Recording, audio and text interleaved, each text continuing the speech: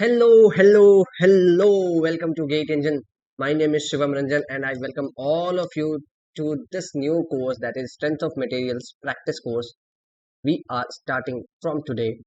Strength of materials का practice course हम आज से स्टार्ट कर रहे हैं जो आपके ह्यूज डिमांड पे ही स्टार्ट किया हूं मैं। ओके, बहुत लोगों ने मुझे रिक्वेस्ट किया था स्ट्रेंथ ऑफ मटेरियल्स का भी सोम का भी प्रैक्टिस कोर्स करवा दो, सोम का भी प्रैक्टिस कोर्स करवा दो। सो आज से वो स्टार्ट हो रहा है जैसा मैंने वादा किया था कि एसओएम का प्रैक्टिस कोर्स होगा।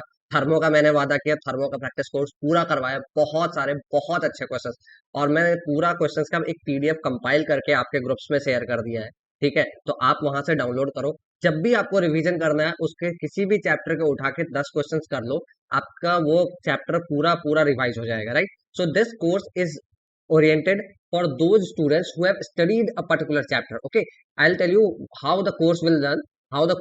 मैं आपको बता दूं। देखो, तो मेरा ऑब्जेक्टिव ये है इस कोर्स के थ्रू कि आपको अगेन आपको क्वेश्चंस को अप्रोच करने का तरीका समझ में आना चाहिए कि किसी भी क्वेश्चंस को देखते ही उसे किस तरह से अप्रोच करना है, कि डर के भागना नहीं है क्वेश्चन को देख के। ओके, सो मैं बता दूं कोर्स वाइट बैकग्राउंड पे ही रहेगा क्योंकि मैंने ट्राई किया था ब्लैक बैकग्राउंड पे, मगर वीडियो बहुत क्लियर नहीं हो रहा था। कभी कभी किस लोग अगर ये क्वालिटी थोड़ा वीडियो का थोड़ा कम करके देखते हैं डेटा बचाने के लिए, तो उनके लिए बहुत क्लियर नहीं हो रहा था ब्लैक बैकग्राउंड पे, तो इसके लिए मैंने व्हाइट बैकग्राउंड ही रखा है, पहली बात। दूसरी बात, ये कोर्स जो होगा हिंदी इंग्लिश मिक्स्ड होगा। ठीक है, तो all those my South Indian friends who are not very comfortable with Hindi, those students can do one thing. They can download the PDF. They can download the PDF. They can try solving it on their own. They can watch the video. They can watch the video. Okay, and then they can try to think how I am approaching towards the question. If they are not able to understand, if they are facing difficulty, still facing difficulty, then they can just text me over here, over my Telegram account. Okay, they can just text me over my Telegram account and I will provide them a video solution. I will talk to them personally and I will provide them video solutions for that particular questions in English, strictly in English. Okay, so all my South Indian friends who are not able to speak Hindi, don't worry, you can still try the questions because the questions obviously are in English. So you can try the questions. If you're not able to solve it on your own, just drop me a text. I'll help you out. I'll help you out. Okay, all right. So now I'll tell you about myself. My name is Shivam Ranjan. Okay, this is my Telegram channel जिसको आप join करोगे। Join this Telegram channel for PDF, join for PDF.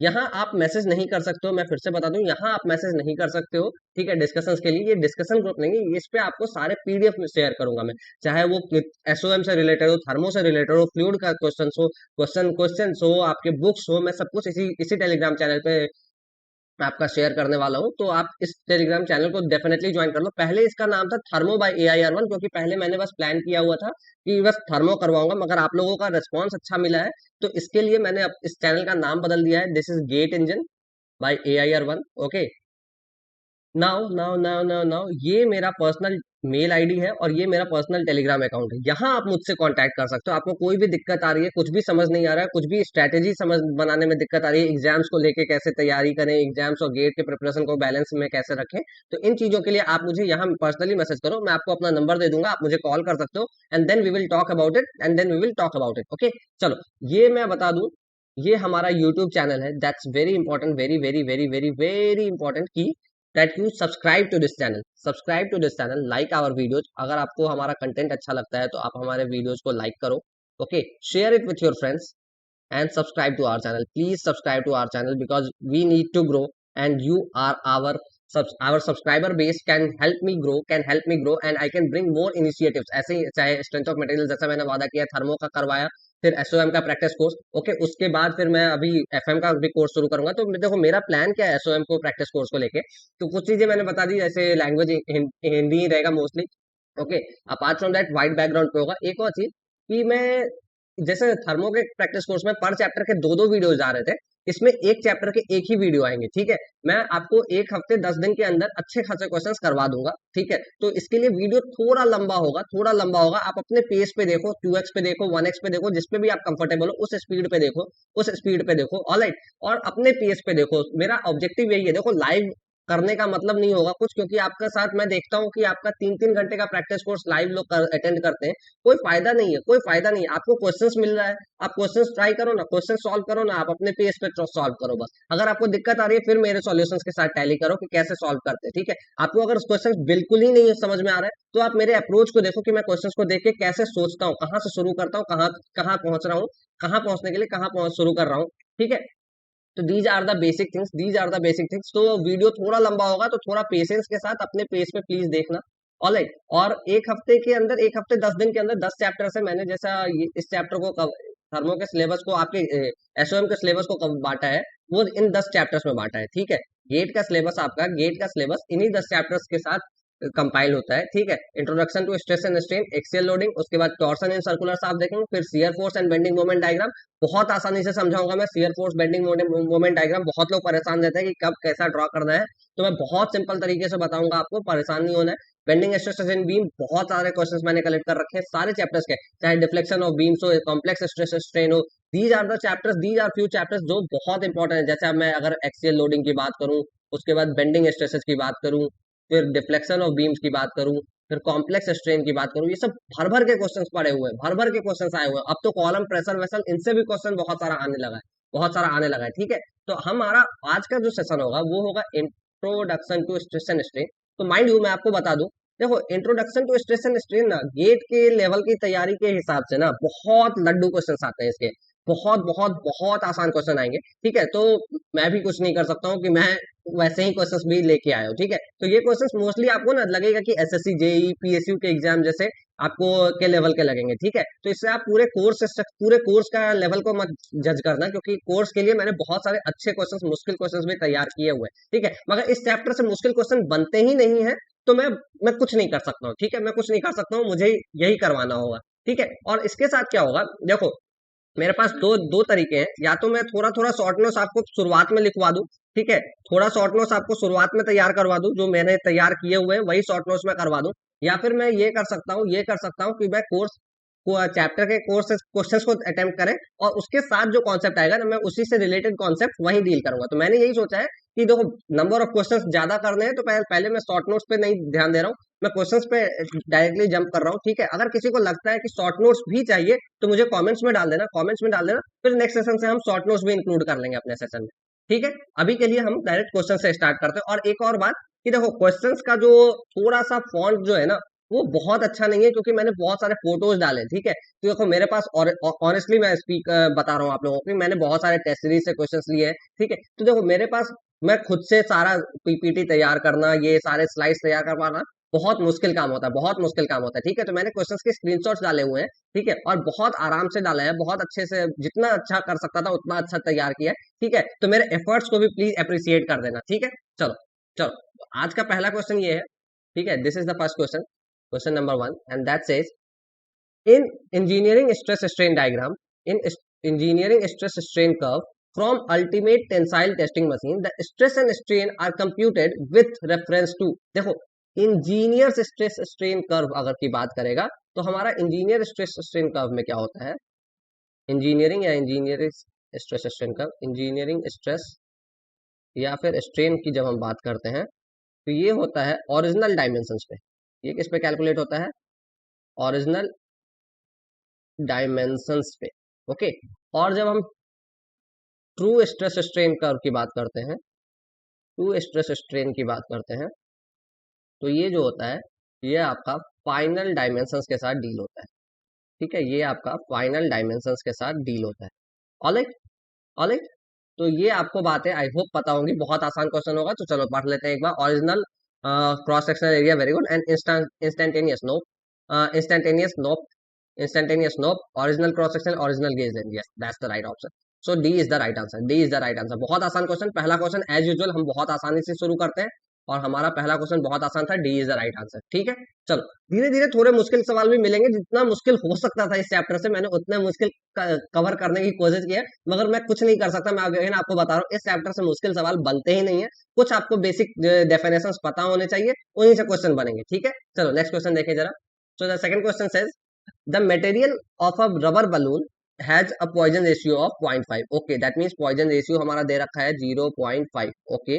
Then if uniform pressure, देखो uniform pressure मतलब hydrostatic stress की बात हो रही है, ठीक है, is applied to blow the balloon, then the volumetric strain. तो वॉल्यूमेट्रिक स्ट्रेन का फॉर्मूला क्या होता है हमारा, ऐसे sigma by K, right, sigma by के, सिग्मा वॉल्यूमेट्रिक या फिर सिग्मा बाई के, या फिर आप इसको, इसी को हम डायरेक्ट स्ट्रेस भी बोलते हैं, इसी को हम हाइड्रोस्टैटिक स्ट्रेस भी बोलते हैं, जो भी होगा ये इसकी वैल्यू। बट मैं ये भी लिख सकता हूँ सिग्मा हाइड्रोस्टैटिक अपॉन, इसको मैं लिख सकता हूँ ई अपॉन 3 इंटू के, को मैं लिख सकता हूँ E upon 3 into 1 - 2 mu. I hope आपको ई के जी वाला रिलेशन पता होगा, ठीक है, मैं एक बार लिख भी दूंगा अभी, ठीक है। तो सिग्मा हाइड्रोस्टैटिक अप इंटू ये 3 इंटू 1 - 2 म्यू ऊपर आ जाएगा। आपको यहाँ से वैसे मुझे इतने करने की जरूरत नहीं है, पहला लेक्चर है इसलिए मैं इतना डिटेल में बता रहा हूँ, अदरवाइज मैं बताऊंगा नहीं इतना डिटेल में इतने आसान क्वेश्चन को। सिग्मा हाइड्रोस्टैटिक इंटू ये तो हो जाएगा 1 - 2 mu, this term is getting zero, this term is getting zero, so ये मैं डायरेक्ट जीरो लिख दूँ, इज इक्वल टू जीरो, ठीक है, ये हमारा फाइनल आंसर होगा, वॉल्यूमेट्रिक स्ट्रेन इज जीरो, ठीक है। तो ये ईकेजी रिलेशन आपको, जैसा मैंने बोला था, हर क्वेश्चन के साथ में आपको सारा वो दे दूंगा। तो मैं बता दूं ईकेजी रिलेशन आपका क्या क्या, 3 रिलेशन होते हैं, हालांकि आप 2 भी याद रखोगे तो तीसरा आप खुद से निकाल सकते हो, मगर मैं कहूंगा कि याद रख लो, मतलब 2 याद कर लिया तो तीसरा भी याद कर ही लो। 3 के 1 - 2 mu, okay, E is equal to 2 G, 1 + 2 1 + mu, okay, and E is equal to 9 kg, 9 kg upon 3 K + जी, ठीक है, प्लस जी, ओके। तो ये 3 रिलेशंस होते हैं, आपको याद रखने होंगे, याद रखने होंगे, ठीक है। देखो देखो यहाँ ध्यान से देखना, कैसे याद रहेगा, यहाँ 3 लिखा तो यहाँ 2 लिखा, यहाँ 2 लिखा तो यहाँ 1 लिखा, मतलब क्या, एक एक कम, एक एक कम, ठीक है, एक बार माइनस फिर अगली बार प्लस, एक बार माइनस अगली बार प्लस, यहाँ माइनस आया तो यहाँ प्लस आया, ठीक है। बहुत लोग कंफ्यूज रहते हैं, ऐसे याद रखोगे, ऐसे याद रखोगे तो याद रहेगा। और ये वाला थोड़ा याद कर लेना, 9 kg upon 3 kg plus 3 K + जी, ठीक है। तो 9 kg/3 kg मैं ऐसे याद रखता हूँ, 9/9/3 kg ऐसा, ठीक है। तो आपको जैसे याद रहता हो रखो, मगर इट्स इंपॉर्टेंट कि आपको ये रिलेशंस याद होने चाहिए, क्योंकि आपके क्वेश्चंस में ये डायरेक्ट अप्लाई होते हैं, ठीक है। So the right answer will be zero, and zero is our answer. चलो नेक्स्ट क्वेश्चन देखिए जरा। A bar of certain material of cross sectional area 16 meter square, so area is given as 16 meter square, all right, is subjected to a pull of 16 kilonewton, so pull load is equal to 16 kilonewton का force लग रहा है, where by extension is equal to delta L is equal to 0.1 metre, and in a length of 20 metre, and that length is 20 metre, okay. Poisson ratio दे रखा है mu is equal to 0.25, okay. Then the rigidity modulus, rigidity modulus को ही हम लोग shear modulus भी बोलते हैं, या फिर मॉड्यूलस ऑफ रिजिडिटी, यही होता है। और ये क्या होता है, जी, राइट, हमें जी पूछ रहा है, ऑफ द मटेरियल इज, हमें क्या पूछ रहा है, जी पूछ रहा है, राइट। तो देखो कैसे पहले हम निकाल सकते हैं जी, जी के लिए मुझे कुछ शेयर स्ट्रेन की बातें होंगी, मगर वो तो यहाँ कुछ है नहीं, शेयर स्ट्रेन की तो बातें कुछ है नहीं, ठीक है। तो अब हम सोचेंगे चलो कि कम से कम ये जो डेटा दिया हुआ है इससे मुझे ई तो साफ साफ दिख रहा है कि ई निकल जाएगा, इतने सारे डेटा से मैं देखूंगा, अगर मैं देखूं तो इतने डेटा से मेरा ई निकल जाएगा, दैट इज यंग्स मॉडुलस निकल जाएगा, और ई और म्यू मिल गया तो मैं जी निकाल लूंगा, ठीक है। तो पहले मैं ई निकालता हूँ, ठीक है। So stress is equal to, ये तो basic definition, stress is equal to strain into Young's modulus, ये आपका जो है बेसिक डेफिनेशन, यंग्स मॉडुलस, ठीक है। ये पहला लेक्चर है इसलिए मैं इतना डिटेल में सब कुछ लिख लिख के बता रहा हूँ, अदरवाइज आपको नेक्स्ट लेक्चर से मैं इतना नहीं करूंगा, ठीक है। So sigma is equal to epsilon into E, right, so E is equal to sigma by epsilon, sigma by epsilon, sigma is equal to load upon area, that means P upon A, that is stress, multiplied by, या फिर मैं थोड़ा सा ऐसा लिखता हूँ, stress is P upon area and strain is delta L upon L, change in length upon original length. So it is coming out to be PL by A into delta L, right? So let's put the value and find out E. E is equal to P is 16 into 10 to power 3 Newton multiplied by L. L देखो इस chapter के साथ ना आपको बस units के साथ थोड़ा ध्यान रखने की जरूरत है, okay. So 16 metre square multiplied by delta L is 0.1 and this value is coming out to be 16 से ये 16 चला जाएगा, आई थिंक 2 × 10⁵ आ रहा है ना, एक दो, हाँ, 2 × 10⁵, 2 × 10⁵ न्यूटन पर मीटर स्क्वायर, न्यूटन पर मीटर स्क्वायर, ठीक है, ऐसा यूनिट में आया है 2 × 10⁵। अभी यहाँ से मुझे जी निकालना है और ये भी न्यूटन पर मीटर स्क्वायर में निकालना है, तो मैं नया पेज ऐड कर लूँ यहाँ sorry G is equal to, या फिर मैं ऐसा लिखता हूँ, E is equal to 2g 1 plus mu. Okay, so यहाँ से मैं लिख सकता हूँ G is equal to E upon 2 × 1 plus mu. इतना आपको एग्जाम में नहीं करना है।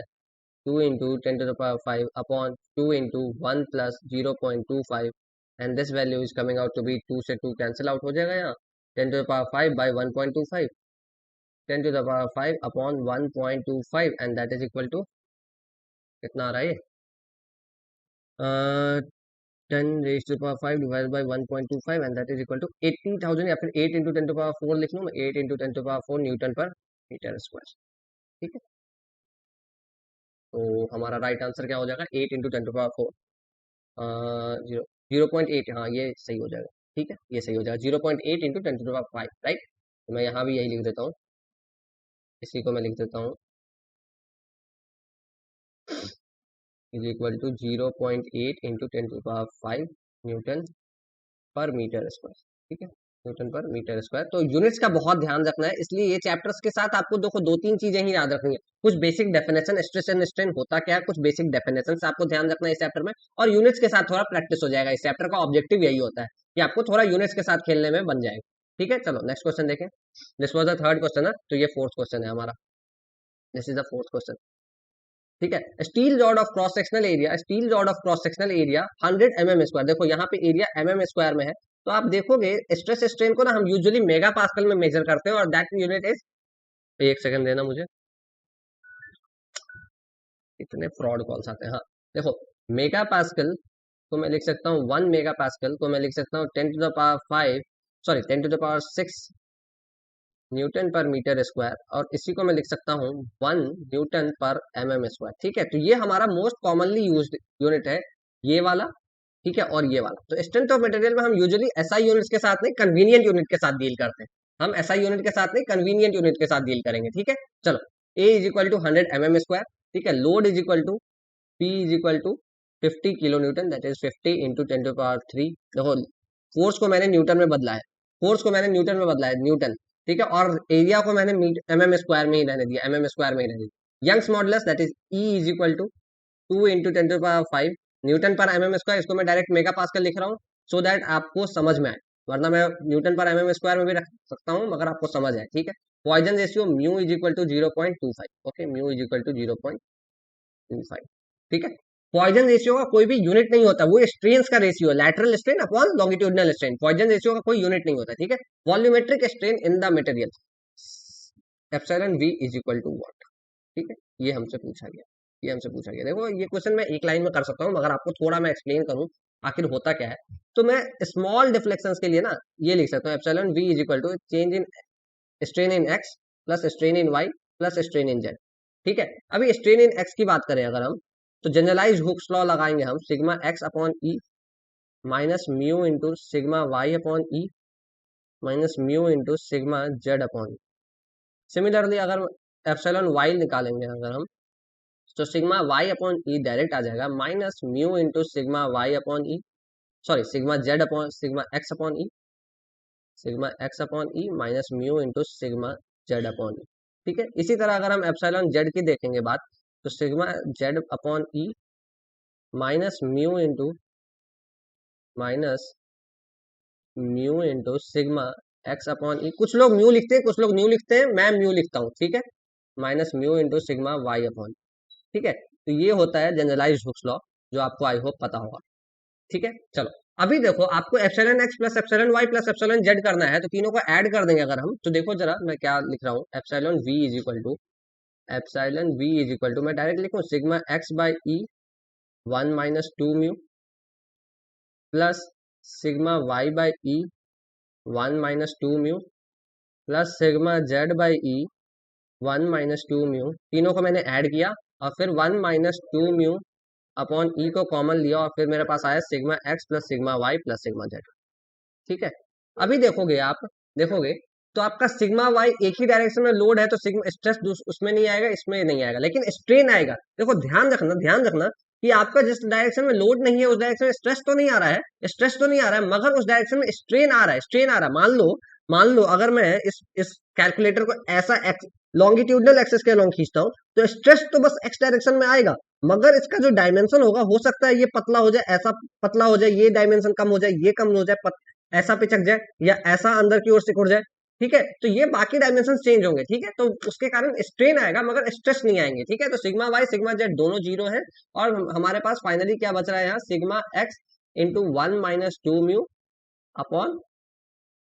ठीक है, अभी देखो सिग्मा एक्स की वैल्यू निकालते हैं हम, तो ये होगा P upon area, and load is how much, load is how much 50 kilo newton, right, 50 and 100। So sigma X is equal to 50 into 10⁻³ divided by 100, and this will be in mega pascal, right, this will be in mega pascal. सो ये कितना आ रहा है, दो zero चला गया, 500 mega pascal आ रहा है, 500 मेगा पास्कल, राइट। यहाँ से ये और ये चला जाएगा, 50 × 10 दैट मीन्स 500 मेगा पास्कल। ठीक है, तो अब हम यहाँ से डायरेक्ट एप्सिलॉन वी की बात करें तो 500 इंटू 1 - 2 × 0.25 डिवाइडेड बाई, ये ई कितना दे रखा है हमारा, ई है 2 × 10⁵, right, 2 × 10⁵ is equal to 0.25, 0.55, 250 divided by 2 divided by 10⁵, and that is equal to 2.5 into 10⁻⁻⁴, 2.5 into 10⁻⁻⁴। अरे क्या हुआ ये, 0.25 ही है ना, क्या हुआ ये, 500 into 0.5 divided by 10⁵ is equal to 1.25 into 10⁻⁻3। I am very sorry, पहले मैंने 2 से डिवाइड नहीं किया था, 1.25 इंटू 10⁻⁻3। और इसका क्या यूनिट आएगा, क्या इसका क्या यूनिट आएगा, नहीं आएगा, क्यों, ये unitless, unitless, this is in mega pascal.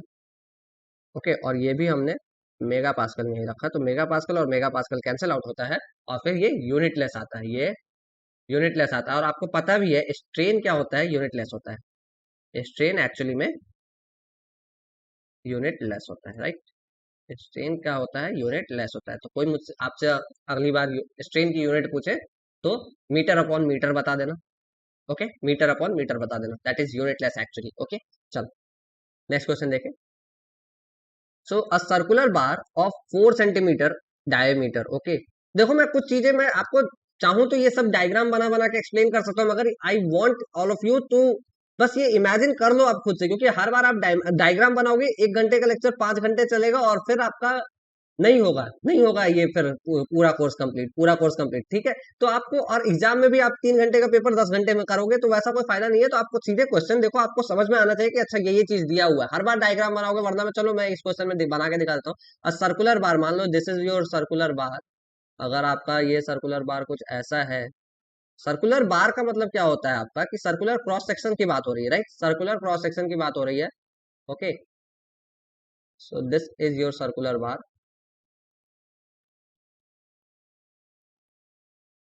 देखो इतना इतना टाइम जाएगा बस ये ड्राइंग बनाने में, और ये क्वेश्चन हम बिना ड्राइंग के भी कर सकते थे। ठीक है, तो दिस इज योर सर्कुलर बार के साथ ये हो गया सर्कुलर क्रॉस सेक्शन वाला बार, 4 सेंटीमीटर डायमीटर, दैट मीन्स पाई, या फिर इसी को कभी कभी डी भी लिखते हैं, तो मैं डी लिख रहा हूँ अभी, D is equal to 4 centimetre है, ध्यान से 4 centimetre, and 5 metre long, L is equal to 5 metre, so this length is 5 metre. Okay, now is subjected to a tensile pull, that means P is equal to 60 kilo newton का एक load लग रहा है। Okay, 60 kilo newton. Okay, now if the Young's modulus E is equal to दे रखा है मेरा 2 × 10⁵ newton per mm square है, newton per mm square, that means mega pascal. Then the strain energy absorb, strain energy क्या होता है, U is equal to 1/2 into P into delta L, this is what strain energy is, strain energy is, right. या फिर आप अगर stress strain load और deflection का curve देखोगे P और डेल्टा एल का, तो आपका जो ये एरिया आता है ना स्ट्रेस स्ट्रेन कर्व के अंदर का एरिया, राइट, लोड और डिफ्लेक्शन के, वो होगा स्ट्रेन एनर्जी, राइट। तो आपको दो चीजें ध्यान रखने वाली बात है यहाँ है, वो मैं बता दूं आपको। अगर बस आपको स्ट्रेन एनर्जी बोलेगा, स्ट्रेन एनर्जी, तो इसके लिए आप लिखोगे 1/2 इंटू लोड इंटू डिफ्लेक्शन। ठीक है, this is what strain energy is. Right. अगर हम स्ट्रेन एनर्जी पर यूनिट वॉल्यूम की बात करें, स्ट्रेन एनर्जी पर यूनिट वॉल्यूम की बात करें, तो ये क्या होगा, 1/2 इंटू सिग्मा इंटू एप्सिलॉन। ठीक है, 1/2 इंटू सिग्मा इंटू एप्सिलॉन। देखो ये कहाँ से आता है वो भी मैं आपको दिखा दूं। 1/2 into P into L, P into delta L, ये है आपका स्ट्रेन एनर्जी। अगर मैं ऐसा करूं 1/2 पर यूनिट वॉल्यूम की अगर बात करूं, यहां से मैं अगर पर यूनिट वॉल्यूम की बात करूं, स्ट्रेन एनर्जी पर यूनिट वॉल्यूम अगर मैं ऐसा लिखूं, स्ट्रेन एनर्जी पर unit volume, per unit volume is equal to, strain energy क्या होता है, 1/2 P delta L upon upon volume क्या होगा, area into L, area into L. अभी देखो पी अपॉन ए जो होगा, देखो मैं ये हटा दूंगा यहाँ से, पी अपॉन ए ये क्या है, स्ट्रेस है ये, और डेल्टा एल अपॉन एल क्या है, ये एप्सिलॉन है। तो 1/2 sigma into epsilon, 1/2 sigma into epsilon. और माइंड यू अभी तक हम लोग जो भी चीज कर रहे हैं ना, ये बस प्रोपोर्शनल लिमिट दैट इज, या फिर आप ऐसा बोलो कि जब तक हुक्स लॉ वैलिड है तभी तक लगा रहे हैं, अदरवाइज नहीं लगाएंगे। हर बार वो क्वेश्चन में हो सकता है नहीं भी लिखे हुक्स लॉ वैलिड है, मगर आपको एज्यूम कर लेना हाँ हुक्स लॉ वैलिड है, क्योंकि जो भी हम लोग पढ़ते हैं वो हम लोग within the elastic limit ही पढ़ते हैं, विद इन इलास्टिक लिमिट ही पढ़ते हैं। ठीक है, तो ये वैल्यू निकालना है हमें। तो अभी डेल्टा एल के लिए मैं क्या लिख सकता हूँ, 1/2 इंटू, देखो ये क्वेश्चन को ना आप जब एक्सियल लोड पर होगे ना तो बिल्कुल आसानी से पी स्क्वायर एल अपॉन 2 ए ही लगा लोगे। ठीक है, अभी मैं आपको पूरा एक्सप्लेन कर रहा हूँ। स्ट्रेस इज इक्वल टू, इसको मैं ऐसा लिख सकता हूँ, sigma by E into L, right. और इसको मैं लिख सकता हूँ 1/2 पी इंटू सिग्मा को मैं लिख सकता हूँ पी अपॉन ए। सो ए ई बचेगा यहाँ, और यहाँ एल बचेगा, ये ई है। ठीक है, ठीक है। तो ये यहाँ से क्या आ रहा है, P square L upon 2 A ई, यहाँ से आता है P square L upon 2 A E. Clear है, इसको मैं अलग कर दूं आपके लिए, ये आप ध्यान रखोगे, ये आप ध्यान रखो। ठीक है, तो P square L upon 2 A ई आपको निकालना है। सो हमको सारा, हमारे पास सारा डेटा पता है, तो U is equal to P square L upon 2 A E. अब देखो यूनिट कौन सा किस में पूछा है आपको, यूनिट किस में पूछा है, न्यूटन मीटर में पूछा है, न्यूटन मीटर में पूछा है। तो सारा कुछ हम लोग एसआई यूनिट में डाल दें। सो 60 × 10⁻³ का whole square multiplied by L. What is L, L is 6 metre, right. L कितना है, 5 मीटर है, 5 मीटर है, और 4 centimetre, okay. L is 5 metre upon 2 into area की जगह में पाई/4 into D square, that is 0.04 का स्क्वायर लग सो, ये हो गया एरिया। और ई की जगह 2 इंटू 10⁵ मेगा पास्कल है, तो इंटू 10⁶ भी कर दो, राइट। तो यहाँ से ये कितना आ रहा है, 60 into 10⁻³ multiplied by 5 divided by 2 divided by 0.785 divided by 0.04 divided by 0.04 divided by 2 divided by 10⁻11 is equal to 35.82 आ रहा है, 35.82 न्यूटन मीटर। ठीक है, ठीक है, 35.82 न्यूटन मीटर। ठीक है, तो बस आपको कैलकुलेशन यूनिट्स के साथ थोड़ा ध्यान रखना है। और देखो आप आसानी के लिए ना आप कैलकुलेटर में पाई/4 की जगह 0.785 भी डायरेक्ट रख सकते हो, आपका आंसर हमेशा सही ही आएगा। 0.785 डालोगे तो, ठीक है, पाई/4 ऑलमोस्ट इक्वल टू 0.785 होता है। तो जल्दी के लिए हर बार पाई डालने की जगह 0.785 डाल के कैलकुलेशन को आप स्पीड अप कर सकते हो। And that is 35.82, yes 34 point something से 36, यस 35.82 हमारा रेंज में। ठीक है, ठीक है, ठीक है। तो मैंने आपको थोड़ा एक्सप्लेन भी कर दिया, स्ट्रेन एनर्जी क्या होता है, स्ट्रेन एनर्जी पर यूनिट वॉल्यूम क्या होता है। ठीक है, यहाँ ये डिफरेंस आपको पता होना चाहिए। ठीक है, आगे में हो सकता है क्वेश्चन मिलेगा स्ट्रेन एनर्जी पर यूनिट वॉल्यूम का। ऑलराइट, चलो अभी देखो theoretical question, the capacity of a structure to withstand an impact load. Impact load क्या होता है, रेजिलियंस, रेजिलियंस, राइट, रेजिलियंस। आपको कुछ चीजें पता होनी चाहिए, ये सब डेफिनेशन है, ये सब डेफिनेशन है, इसमें मैं कुछ नहीं कर सकता हूँ। इम्पैक्ट लोड का विथस्टैंड करने का प्रॉपर्टी क्या होता है, रेजिलियंस बोलते हैं उसको। ओके, देखो कुछ चीजें और याद पता कर लो। हार्डनेस की अगर बात करेगा ना, हार्डनेस की बात करेगा तो रेजिस्टेंस टू एब्रेजन, स्क्रैच, या फिर इंडेंटेशन, ऐसा कुछ बात करेगा। ठीक है, तो मैं कैसे याद रखता था, हसी, HASI, H for hardness, A for abrasion, S for scratch, I for indentation. ठीक है, हसी, मैं ऐसे याद रखता था। ठीक है, टफनेस, अगर टफनेस की बात करेगा ना तो रेजिस्टेंस टू फ्रैक्चर की बात करेगा, कैसे याद रखूंगा मैं, टफ, टफ F से खत्म हो रहा है तो फ्रैक्चर, हालांकि टफ सुनने में बस एफ से खत्म होता है, ठीक है। तो मैं ऐसे याद रखता था, टफ एफ मतलब फ्रैक्चर, ठीक है, ऐसे याद रखता था। बल्क ऑफ बल्क मॉडुलस और ये तो बिल्कुल है, होगा ही नहीं, ठीक है। बेसिक क्वेश्चन आसानी से आपको, ऐसे क्वेश्चन आपको एसएससी वगैरह में, पीएसयू वगैरह में डायरेक्ट मिलेगा, 10 सेकंड में आप मार के आगे बढ़ोगे, ठीक है, रेजिलियंस मारोगे। चलो नेक्स्ट क्वेश्चन देखें जरा। The number of independent elastic constant for linear elastic isotropic and homogeneous material. तो इसका आंसर होगा 2। कैसे, मैं आपको बता दूं, एक डेटा आपको याद रखना है।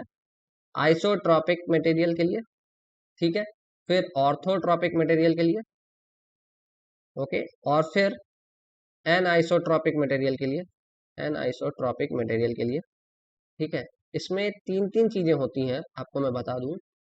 दिस इज, अगर by axial state of stress है, बाई एक्सियल के लिए और ट्राई एक्सियल के लिए, ठीक है। तो आप क्या याद रखोगे, मैं वो भी जरा, मैं पहले ये टेबल बना दूं आपके लिए, ठीक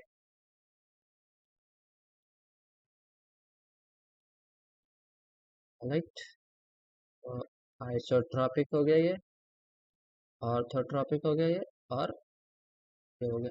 सो बाई एक्सियल के लिए जो होगा ना आपका, आइसोट्रोपिक के लिए बाई एक्सियल में देखो, दो होता है इसके लिए 4 इलास्टिक कांस्टेंट, और इसके लिए 6 इलास्टिक कांस्टेंट, इसके लिए 2, 9, 21, ठीक है। तो आपको देखो इधर वाला तो बहुत आसान है, आप ऐसे याद रखो।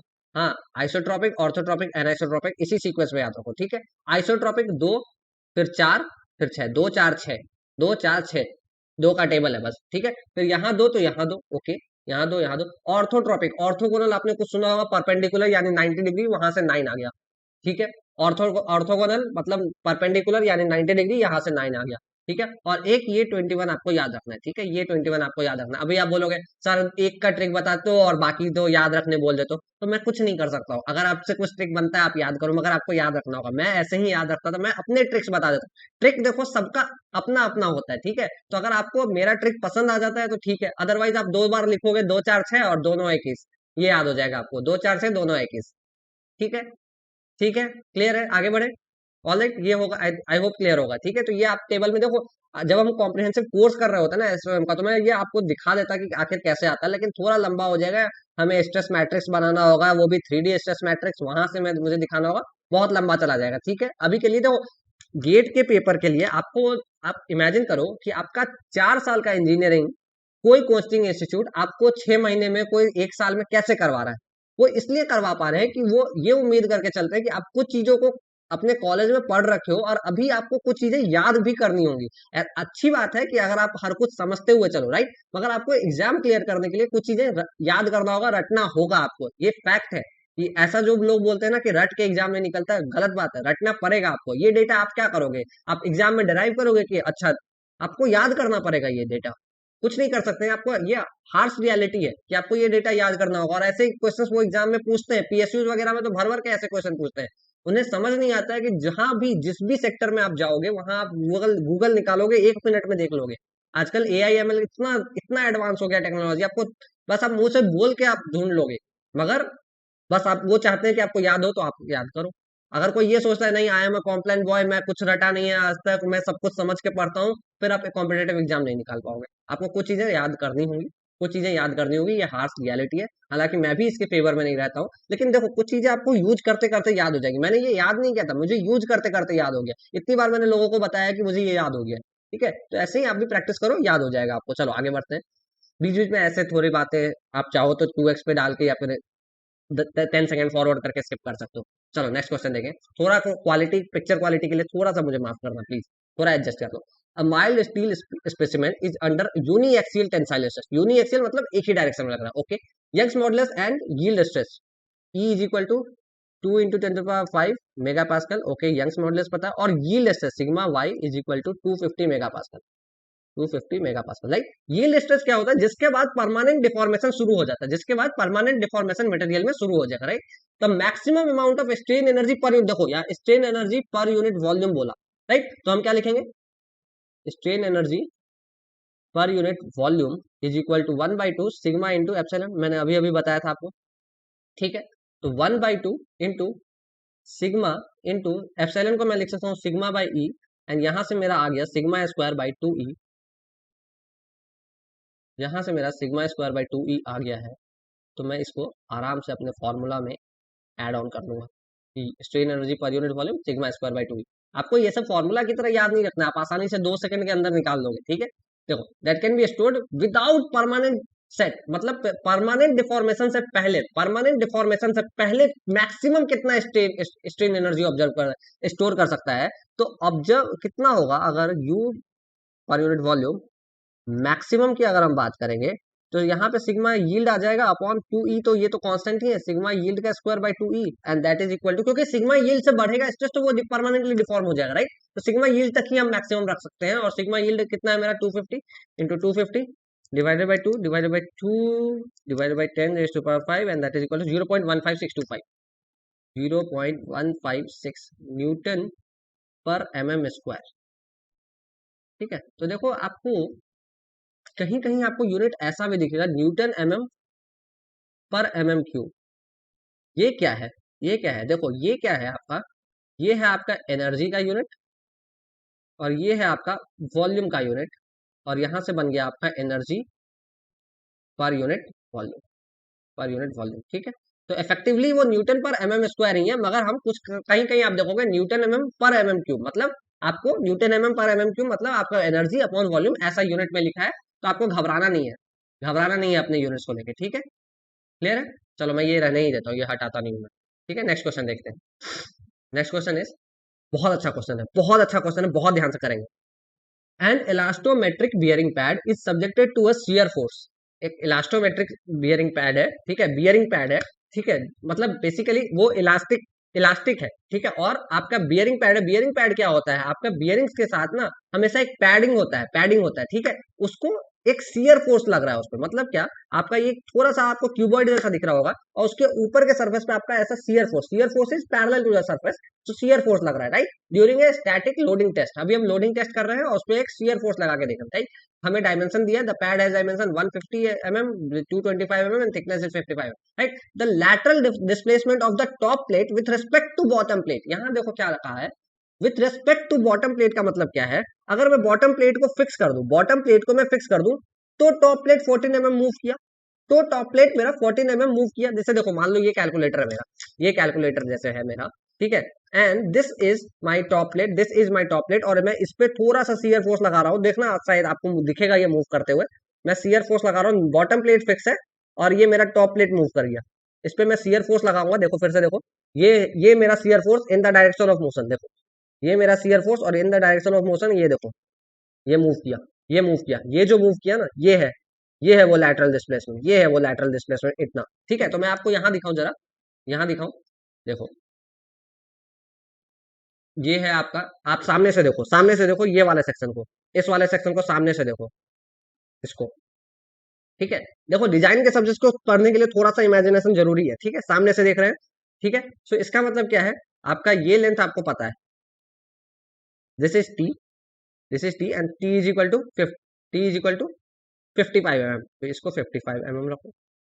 Okay, now this top plate, ये बॉटम है आपका, this is your bottom, bottom, and this is your top, ठीक है। अब ये टॉप क्या है, 14 mm मूव किया, मान लो ये पॉइंट मूव करके, थोड़ा मैं ये टॉप और बॉटम जो लिखा है वो हटा रहा हूं, और जरा देखना यहाँ, ये पॉइंट, अगर ये पूरा सरफेस 14 mm मूव किया, मतलब ये पॉइंट मूव करके 14 mm कुछ आगे आ गया होगा, इसके जस्ट नेक्स्ट में होगा वो यहाँ आ गया होगा, यहाँ यहाँ यहाँ यहाँ ऐसा ऐसा करते करते करते, और ये पॉइंट भी 14 mm आगे मूव करके यहाँ पहुंच गया होगा, तो basically this surface will now look something deformed like this.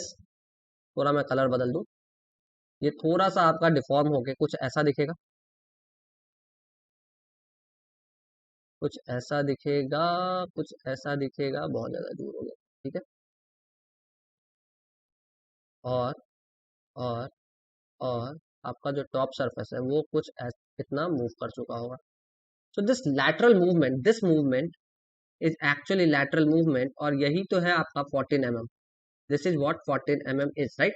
So shear strain क्या है, that is gamma is equal to, आपका शियर स्ट्रेन की बात करोगे तो shear strain is this angle tan of this angle, that is 14 upon 55, this is shear strain. और अगर हम टाउ की बात करें, शियर स्ट्रेस की बात करें, शियर स्ट्रेस, शियर स्ट्रेस क्या होगा, P, that is load upon shear area, shearing area. Shearing कौन से एरिया पे हो रहा है, टॉप सरफेस के एरिया पे। टॉप सरफेस का एरिया A अपॉन B, तो P upon A into B, right. So P is how much, P is how much 16 kilo newton, that mean 16 into 10 to the power 3 upon B, A is 150 and B is 225। Clear है, tau मिल गया, gamma मिल गया, और shear modulus पूछा है हमसे, पूछा क्या है, जी। जी, सो हम जी को लिख सकते हैं सबसे पहले tau upon gamma, gamma, right, tau upon gamma. क्योंकि देखो अब मैं आपको इस क्वेश्चन का अप्रोच बताता हूँ। जैसे ही आपने देखा शियर मॉड्यूलस निकालना, जी निकालने के मुझे दो ही तरीका पता है, या तो मुझे शियर स्ट्रेस और शियर स्ट्रेन मिल जाए, मैं जी निकाल दूंगा, या फिर आप सबको फील करो, या फिर मुझे ई मिल जाए कैसे भी, और मैं ई मिल जाए और म्यू मिल जाए, ई म्यू मिल जाएगा तो मैं जी निकाल दूंगा। ओके, ठीक है। जैसे ही मैंने देखा कि ये सरफेस के पैरेलल लोड लग रहा है, ये सरफेस के पैरेलल सा लोड लग रहा है, तो वहीं मुझे पता चल गया ये शेयर वाला कुछ केस है। मतलब मुझे शेयर स्ट्रेस तो आसानी से निकल जाएगा, बहुत अच्छी बात है, शेयर स्ट्रेस निकल गया। मतलब मैं ई और जी के तरफ नहीं जाके शेयर स्ट्रेस वाले पे फोकस करता हूँ। तो शेयर स्ट्रेस वाले तरीके में अगर मैं फोकस करूंगा तो मुझे चाहिए होगा शेयर स्ट्रेन, और शेयर स्ट्रेन के लिए मुझे चाहिए होगा ये ऐसा कुछ डायग्राम, ऐसा कुछ डायग्राम। तो ऐसा कुछ डायग्राम देखो, आपका एक्चुअली में क्या होता है ना, आपने जब with respect to bottom plate बोल दिया, तो आप बॉटम प्लेट को फिक्स करके देखोगे, बॉटम प्लेट को फिक्स करके देखोगे, राइट। किसी के रेस्पेक्ट में देखने का मतलब उसको फिक्स करो और उसके बाद देखो, उसके बाद देखो, राइट। तो हम बॉटम प्लेट को फिक्स करके देखेंगे, लैटरल डिस्प्लेसमेंट कुछ 14 mm का हुआ, और वहां से हमारा गामा भी निकल गया, और जी और गामा निकल गया, टाउ और गामा निकल गया, तो हम जी बहुत आसानी से निकाल सकते हैं। तो let me find out that G. So tau is 16 into 10 to power 3। और कभी कभी ना आप सारा यूनिट को ऐसे क्या सॉल्व मत किया करो, डायरेक्ट ऐसे डाल दिया करो, 150 into 225, that is tau, multiplied by gamma is 14 upon 55, 14 upon 55, and this value is coming out to be 16 into 10 to power 3, 16 into 1000 into 55 divided by 150 divided by 225 divided by 14, right, is equal to 1.86 आ रहा है मेरा, 1.8624, 1.8624 MPa आ रहा है ये, because Newton per mm square में है ये सब कुछ। सो हमारा ऑप्शन जो होगा वो सबसे क्लोज डी से ही है, सबसे क्लोज तो डी से ही है, और डी ही हमारा राइट आंसर भी है, ठीक है। सो डी ही हमारा राइट आंसर भी है। 1.86 is very close to 1.9, so will take 1.9, ठीक है। 1.7 से बहुत ज्यादा हो गया, 1.9 के ज्यादा करीब है, तो 1.9 लेके आओ, ठीक है। चलो नेक्स्ट क्वेश्चन देख। Now the maximum value of Poisson ratio for an elastic material, ये आपको पता होना चाहिए। म्यू मैक्सिमम कितना होता है इलास्टिक मटेरियल के लिए, 0.5 होता है। म्यू का जो रेंज होता है ना, वो 0 to 0.5 होता है फॉर इंजीनियरिंग मटेरियल्स, या फिर जो भी मटेरियल हम यूज करते हैं उनके लिए म्यू 0 to 0.5 होता है। आपको याद रखना है म्यू इज इक्वल टू 0 कॉक के लिए होता है, और म्यू इक्वल टू 0.5 रबर के लिए होता है। एक्चुअली रबर का थोड़ा सा कम होता है, 0.48 के आसपास होता है, मगर बहुत क्लोज है 0.5 के, तो हम रबर को इनकम्प्रेसिबल मानते हैं, राइट। इसको हम लोग बोलते हैं इनकम्प्रेसिबल, इनकम्प्रेसिबल, राइट। और ये गलती मत करना कि म्यू निगेटिव भी हो सकता है, जैसे ह्यूमन टिश्यूज के लिए म्यू निगेटिव होता है, राइट। तो ये गलती मत करना कि आपको बस म्यू पॉजिटिव ही होता है, हमेशा म्यू निगेटिव भी हो सकता है, तो ये बात ध्यान रखना। हालांकि इंजीनियरिंग मटेरियल्स आपके जो एसओएम, आपके जो कोर्स कंटेंट के हिसाब से म्यू हमेशा पॉजिटिव ही रहेगा, म्यू हमेशा पॉजिटिव ही रहेगा, राइट। चलो, इस म्यू को पॉजिटिव करने के लिए ही ना, जब हम म्यू का डेफिनेशन लिखते हैं ना, mu is equal to minus delta D by D upon delta L by L, जो लिखते हैं हम डेल्टा एल बाई एल, ये म्यू को पॉजिटिव करने के लिए ही this minus ensures mu is positive, right. यही ये निगेटिव, क्योंकि डेल्टा टी एक अगर डायमेंशन बढ़ रहा है तो दूसरा डायमेंशन घट रहा होता है, तो डेल्टा डी निगेटिव हो जाएगा। उस निगेटिव को पॉजिटिव बनाने के लिए एक माइनस बाहर डालते हैं, एक माइनस हम बाहर डालते हैं, ठीक है, ठीक है। तो ये बेसिक बेसिक कॉन्सेप्ट, इसलिए मैंने बोला कि पहले शॉर्ट नोट्स पे ध्यान नहीं देते हैं, क्योंकि मैं बहुत सारा कुछ यही कवर कर दूंगा आपका, ठीक है। चलो, in a linear elastic material stiffness is directly proportional flexibility. Okay, चलो मैं डेफिनेशन बता दूं आपको दोनों का। स्टिफनेस क्या होता है, स्टिफनेस वर्ड आपने कहाँ पढ़ा होगा, स्प्रिंग में पढ़ा होगा, राइट। So stiffness is equal to force per unit deflection, right, force per unit deflection, that is F upon delta, इसी को हम लोग स्टिफनेस बोलते हैं। और जब हम फ्लेक्सिबिलिटी की बात करते हैं ना, तो ये इसका ठीक उल्टा होता है, फ्लेक्सिबिलिटी। ये तो डेफिनेशन से आपको पता होने चाहिए, deflection per unit force, deflection per unit force, and this is equal to delta by F. So दोनों इनवर्स है, डायरेक्टली प्रोपोर्शनल नहीं, inversely proportional yes, flexibility equal नहीं, and are not related no, they are related, they are inverse of each other, right? So our right answer will be option D. Our right answer will be option D, inversely proportional. ठीक है, actually में exactly inverse होता है, inversely proportional भी हम लेके चल सकते हैं, तो answer is B, yes, answer is B. Clear है? फिर ये बेसिक डेफिनेशन था। अगेन ऐसे ही क्वेश्चंस आपको दिखेंगे, ऐसे ही क्वेश्चंस आपको दिखेंगे, इनफैक्ट अगर गेट में भी इस चैप्टर से क्वेश्चन आता है तो ऐसा ही क्वेश्चन दिखेगा आपको, बहुत मुश्किल क्वेश्चन नहीं दिखेगा। वो कुछ ईकेजी पे पूछ सकते हैं, तो ईकेजी के क्वेश्चंस आगे हैं, वो मैं ले लूंगा। ठीक है, चलो। In an experiment, it is found that bulk modulus of a material is equal to shear modulus. That means bulk modulus K is equal to G. ये दे रखा है हमें, okay. The ratio of elastic modulus, that means E, okay, to shear modulus E by G is equal to what? ये हमसे पूछा है, ये हमसे पूछा है, क्या नहीं दिया है, क्या दिया है क्या नहीं दिया। ठीक है, E by G पूछा है। E by G के लिए मैं क्या कर सकता हूँ, देखो, E को मैं ऐसे ही रहने देता हूँ, और G मुझे पता है E के टर्म्स में, दैट इज, या फिर मैं इसको ऐसा लिखता हूँ, ई को ही लिख देता हूँ ना, 2G 1 plus mu upon G, and यहाँ से जी और जी कैंसिल आउट होता हुआ दिखा, और मुझे मिला क्या, मुझे मिला 2 × 1 प्लस म्यू। कोई मुझे कहीं से भी म्यू ला के दे दे तो मेरा ये क्वेश्चन बन जाएगा। म्यू लाने के लिए ये तरीका, ये डेटा भी तो दिया है, इसका यूज करते हैं। के को मैं क्या लिख सकता हूँ, 3, के को मैं लिख सकता हूँ ई बाई 3 × 1 - 2 म्यू, राइट, और जी को मैं लिख सकता हूँ E by 2G 1 plus mu, right. यहाँ से मुझे म्यू मिलता हुआ दिख रहा है, देखो कैसे मिल रहा है, ये ई से ई कैंसिल आउट हो गया, और मेरे पास बचा क्या, 2G प्लस और के, और यहाँ पे जी क्यों लिख रहा हूँ मैं, हाँ 2 ही रहेगा ना बस, जब मैंने जी को हटा के ही ई के टर्म में लिखा, तो it is 2 + 2 mu is equal to 3 - 6 mu, और ये इधर आएगा तो 8 mu is equal to 3 - 2 is 8, so mu is equal to 1/8, 1/8 is equal to 0.125। ठीक है, म्यू आ गया, तो म्यू आ गया तो बस मैं पुट कर दूंगा E by G is equal to 2 × 1 plus mu, and that is equal to 1 + 1.125 and plus 1, that is 2.5 आ रहा है, I think 2.5, 2.5, very is, answer is 2.5, yes, sorry 1.125 से ये 2.25 आएगा ना, 1.125 into 2 that is 2.25, right? 1.125 into 2 that is 2.25, हाँ ये 2.5 है, हालांकि गलती से रेंज में आ गया था, मगर सही आंसर लिखना जरूरी है, सो 2.25, 2.25। क्लियर है, क्लियर है, चलो नेक्स्ट क्वेश्चन देखें। हाँ, अच्छा क्वेश्चन है, ध्यान से करेंगे। आपको दो डेफिनेशंस पता होने चाहिए, मॉडुलस ऑफ रेजिलियंस और मॉडुलस ऑफ टफनेस। ठीक है, देखो मैं बता दूं आपको, इंजीनियरिंग स्ट्रेस स्ट्रेन कर्व दिया हुआ है, तो बेसिकली ये हाइपोथेटिकल कर्व है। ठीक है, आपको ये पूछा गया है, तो अगर आप देखोगे तो modulus of resilience is equal to area under stress strain curve up to elastic limit. ठीक है, तो ये सब होता सब कुछ ना आपका प्रोपोर्शनल लिमिट तक ही है, और इलास्टिक लिमिट उससे थोड़ा ज्यादा होता है, मगर हम लोग सब कुछ अपने कैलकुलेशंस के लिए दोनों को हम बराबर लेते हैं। मॉडुलस ऑफ टफनेस जो होगा वो होगा area under stress strain curve up to fracture. ठीक है, आपको मैंने बोला था toughness, fracture, resilience up to elastic limit. चलो ठीक है, चलो निकालते हैं मॉडुलस ऑफ रेजिलियंस। हमें पूछा है दोनों का रेशियो, तो मॉडुलस ऑफ रेजिलियंस मतलब क्या, ये एरिया, यील्ड पॉइंट ये है, तो मतलब हमें ये एरिया निकालना। So this area, this is a triangle, so let me write down the formula, 1/2 into base into height. So base is 2 units, 2 units, so base is 2 and height is 14 units, 14, so it is equal to 14। ठीक है, modulus of toughness आ गया। चलो मैं ये सारा गंदगी हटा दूं। चलो अभी हमें पूछता है मॉडुलस ऑफ, सॉरी रेजिलियंस आ गया, टफनेस पूछ रहा है, तो ये एरिया प्लस ये एरिया प्लस ये area, right.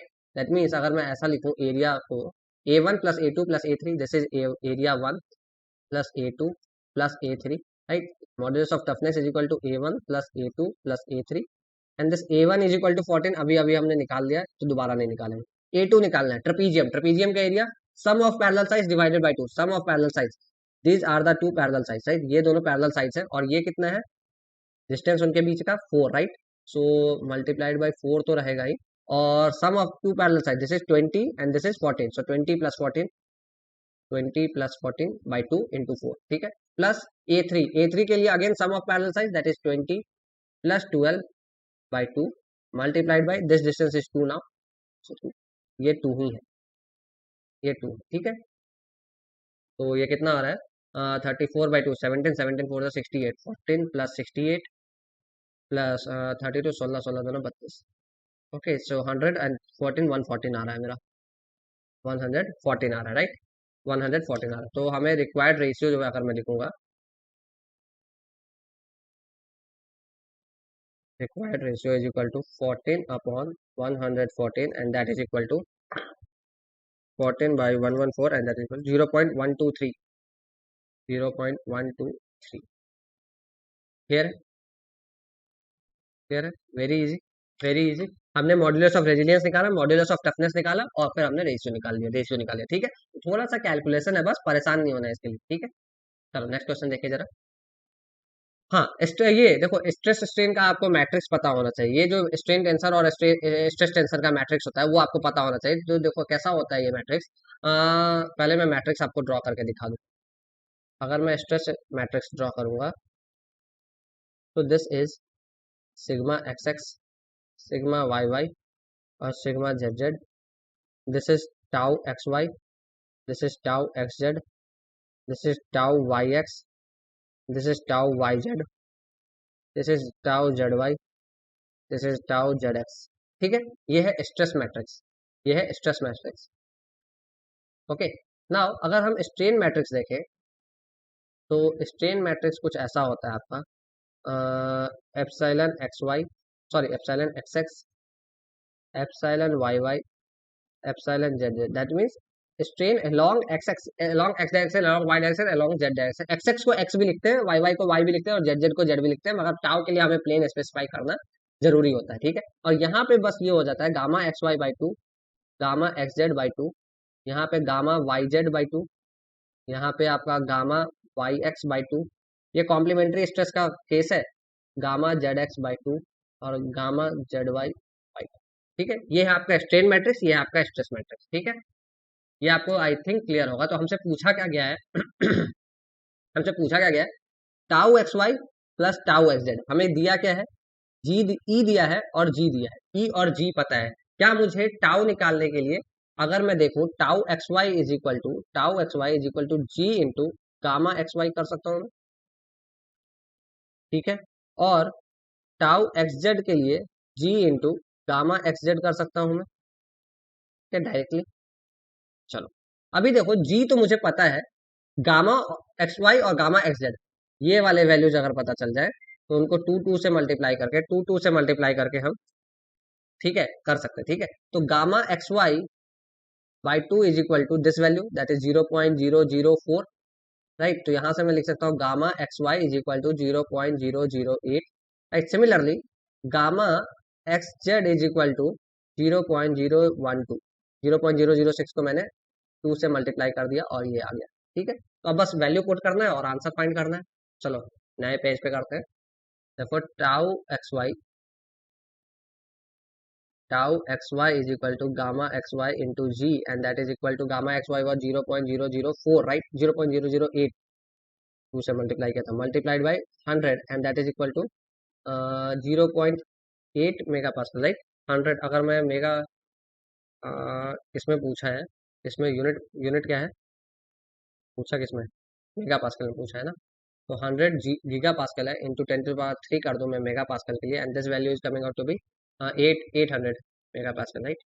Similarly tau x Z की बात करें तो gamma x Z into G and that is equal to 0.012 multiplied by 100 into 10⁻³ and that is coming out to be 1200 mega pascal, तो tau x Y plus tau x Z is equal to 2000 mega pascal, clear है, clear है, अरे बोलो clear है ना, ठीक है, बहुत आसान question, 2000 is the right answer, ठीक है। तो देखो जब भी आपको ऐसा कुछ एग्जैक्ट डेटा में वैल्यू मिलेगा ना तो आप 2001 2002 जैसा रेंज भी नहीं देखोगे, 2000 एग्जैक्ट आ रहा है 2000 ही रेंज देगा आपको, ठीक है। अगर आप 2001 2003 कर रहे हो ना, तो मतलब कुछ तुक्का मार रहे हो, इसलिए ऐसा रेंज दे देते हैं गेट वाले। ठीक है, 2000। चलो आगे बढ़े। हाँ, बहुत अच्छा क्वेश्चन, देखो। The equation of stress strain curve is sigma plus one का whole square is equal to 4 epsilon plus one. ये इक्वेशन है। Modulus of toughness, modulus of toughness अभी अभी हमने निकाला था, is equal to area under strain curve up to fracture, to fracture. तो यहाँ पे क्या है, ये जीरो है, ये जीरो है, और ये 0.05 है, स्ट्रेन स्ट्रेन स्ट्रेन है ये। ठीक है, तो अगर हम ये करें, so M O T is equal to, अगर हम एरिया की बात करें तो integral sigma into D epsilon ये करेंगे, और लिमिट तो हम डालेंगे, डी एप्सिलॉन पहले निकालते हैं, सबसे पहले एप्सिलॉन निकालते हैं। So epsilon is equal to sigma plus one का होल स्क्वायर -1/4। तो यहाँ से मैं लिख सकता हूँ D epsilon is equal to 2 times of sigma plus one by four, and that is equal to sigma plus one by two, sigma plus one by. ठीक है, डी एप्सिलॉन आ गया। तो let's put the value, M O T is equal to epsilon. चलो पहले मैं limit भी लिख सकता हूँ, at epsilon equal to zero, sigma equal to zero, ये तो हमें साफ दिख रहा है। At epsilon is equal to 0.05, sigma is equal to, let's put the value 4 into 0.05, 4 into 0.05 plus one raised to power 0.5 -1, and that is equal 0.095, 0.095, 0.095 जो भी unit में होगा वो यूनिट। ठीक है, ये निकाल लोगे ना, आई होप निकाल लोगे। बस मैंने एप्सिलॉन 0.05 को इक्वेशन में पुट किया और वहां से आ गया मेरा सिग्मा। ठीक है, अब हम इंटीग्रेशन में जाएंगे, और वो मेरा इंटीग्रेशन कुछ ऐसा होगा, integration sigma D, sigma into D epsilon is equal to integration sigma, तो as it is, into D epsilon की जगह मैंने क्या लिखा था, sigma plus one by two, sigma plus one by two, और into D epsilon, sorry D sigma. यहाँ भी, यहाँ पे आपका D epsilon is equal to this into D sigma भी रहेगा ना ये। चलो ठीक है, और इसका लिमिट होगा 0 to 0.095, 0 to 0.095, right, is equal to, ये फिर ये एमओटी है, that is modulus of toughness. तो ये हो रहा है मेरा sigma square by two plus sigma by two, इसका इंटीग्रेशन करना है D epsilon 0 to 0.095, and that is equal to sigma cube by three, तीन दूना छः, right, sigma cube by six, sigma cube by two तो ऑलरेडी है ना, 1/2, 1/2, sigma cube by three plus sigma square by to, 0 to 0.095, and let's put out the value, 0.095 raised to power 3 divided by 3 plus 0.095 raised to power 2 divided by 2 is equal to 2.4, 2.4 into 10 to power minus 3, minus, clear, 2.4 into 10 to power minus 3, and that is equal to 2.4, 2 point, बहुत आसान। बस आपका mathematics था कि आपको ये definition पता होनी चाहिए, और थोड़ा इंटीग्रेशन, थोड़ा इंटीग्रेशन। देखो आप एक और चीज कर सकते थे, आप एक और चीज कर सकते थे यहाँ, आप यहाँ पे सिग्मा को ना ये डी एप्सिलॉन रहने देते हो, और सिग्मा को ही एप्सिलॉन के टर्म में निकाल देते, दैट इज, यहाँ से आप ये भी कर सकते थे, सिग्मा इज इक्वल टू, ये भी कर सकते थे, sigma is equal to root under 4 epsilon plus one minus one, और फिर आप इसको इंटीग्रेट कर लेते डी एप्सिलॉन के टर्म में, और 0 से 0.05 ही रखते। बस आपको दिक्कत क्या आता है, इसको आपको टी मान के इंटीग्रेट करना पड़ता है, जिस वैल्यू को आपको टी मान के इंटीग्रेट करना पड़ता है, वो थोड़ा मुश्किल लगा मुझे। मुझे ये आसानी से होता हुआ दिख रहा था, कोई देखो जहां भी रूट का इंटीग्रेशन होता है ना, वहां थोड़ा मुश्किल आता है मुझे। ठीक है, बिना रूट के इंटीग्रेशन हो रहा था बहुत आसानी से, इसलिए मैंने किया। बस यहाँ दिक्कत क्या हुई मुझे, लिमिट्स का ध्यान रखना पड़ा, 0 से 0.05 नहीं, 0 से 0.095 तक का लिमिट हम रखेंगे। क्लियर है? ठीक है, चलो नेक्स्ट क्वेश्चन देखें। बहुत सारे क्वेश्चंस हो गए हैं लगता है आज के लिए, अब मैं थकने लगा हूँ। चलो, मैंने बोला था आपको थोड़ा सा लेक्चर लेंदी होगा, प्लीज बियर करना मेरे साथ। ठीक है, from the given list of material which is more elastic. देखो जब भी आपका मोर इलास्टिक की बात करेगा ना, मोर इलास्टिक की बात करेगा ना वो, तो फिर मैं क्या कर सकता हूँ इसमें, आ, एक सेकंड देना मुझे। हाँ ठीक है, तो ये स्टील हो जाएगा इसका आंसर। क्यों? क्योंकि सबसे ज्यादा जिसका ई ज्यादा, तो मैं लिख दूं आपको, मोर इलास्टिक का मतलब क्या होता है, मोर यंग्स मॉडुलस, मॉडुलस इसका मतलब क्या होगा, मोर इलास्टिक। ठीक है, ये बातें आई होप आपको क्लियर होंगी, ये बातें आई होप आपको क्लियर होंगी, दैट मोर यंग्स मॉडुलस यानी कि मोर इलास्टिक। ठीक है, तो मैं ये हटा रहा हूँ और डायरेक्ट इसका आंसर, या फिर मैं ये रहने नहीं दूँ, चलो ये हटा दिया तो हटा दिया, स्टील हो जाएगा। क्लियर, बहुत आसान क्वेश्चन था, ज्यादा टाइम नहीं देना उसमें। If the bar is subjected to simultaneously axial bending and torsional moments, देखो ये सारे चैप्टर्स हमें पढ़ने हैं, एक्सियल लोडिंग, बेंडिंग स्ट्रेस है, टॉर्सनल स्ट्रेस है, लेकिन ये सब तरह का स्ट्रेस एक्चुअली में होता क्या है ना, ये सब का सब एक प्लेन में ही एक्ट करता है। These all these stresses, axial हो, बेंडिंग हो, चाहे टॉर्सनल हो, these all stresses are acting in a plane itself, so this can be classified, this can be analyzed on the basis of plane stress condition। Strain मैंने फिर से बोला, मैं बोल रहा हूँ, ये सारे स्ट्रेस एक प्लेन में आएंगे, इसलिए हम प्लेन स्ट्रेस में ही कंसिडर कर लेंगे। क्यों? क्योंकि हमारा दो ही डायरेक्शन, चाहे दो म्यूचुअली परपेंडिकुलर डायरेक्शन में आता है, उसके तीसरे परपेंडिकुलर डायरेक्शन में नहीं आता है कोई भी स्ट्रेस, तो इससे स्ट्रेस जीरो होगा, मगर उस डायरेक्शन में स्ट्रेन आ सकता है, that is x and y में मान लो आपका स्ट्रेस आ रहा है, जेड में आपका स्ट्रेस जीरो है मगर जेड में आपका स्ट्रेन हो सकता है, तो वो प्लेन स्ट्रेन का कंडीशन नहीं होगा, प्लेन स्ट्रेन का कंडीशन नहीं होगा। सो इसका मतलब हम बस प्लेन स्ट्रेस की तरह एनालाइज करेंगे, and the right answer is option A, and the right answer is option A. बहुत ध्यान से, बहुत ध्यान से लोग जल्दी जल्दी में बोथ ए एंड बी मारेंगे, मगर आपको सोचना है कि प्लेन स्ट्रेन का केस नहीं होगा ये, बस प्लेन स्ट्रेस का केस है ये। चलो नेक्स्ट क्वेश्चन, अ cantilever beam ABC, cantilever beam क्या होता है वो भी मैं आपको बता दूं, कैंटिलीवर बीम एक तरफ से फिक्स सपोर्ट होता है, और ये एक बीम होता है, ये एक बीम होता है, दैट इज मान लो यहां से मैंने फिक्स कर दिया, और फिक्स फिक्स जगह पे आपको पता होना चाहिए क्या क्या आता है, फिक्स एंड पे, अगर आपका फिक्स्ड एंड है, ये इंजीनियरिंग मैकेनिक्स का कॉन्सेप्ट है मगर आपको आगे जरूरत पड़ेगी, इसलिए मैंने यहां डाल दिया, फिक्स्ड एंड पे आपका हॉरिजॉन्टल प्लस वर्टिकल रिएक्शंस आएगा, ओके, एंड मोमेंट आएगा, दैट इज रिएक्टिव मोमेंट भी आएगा। ठीक है, फिक्स्ड एंड पे।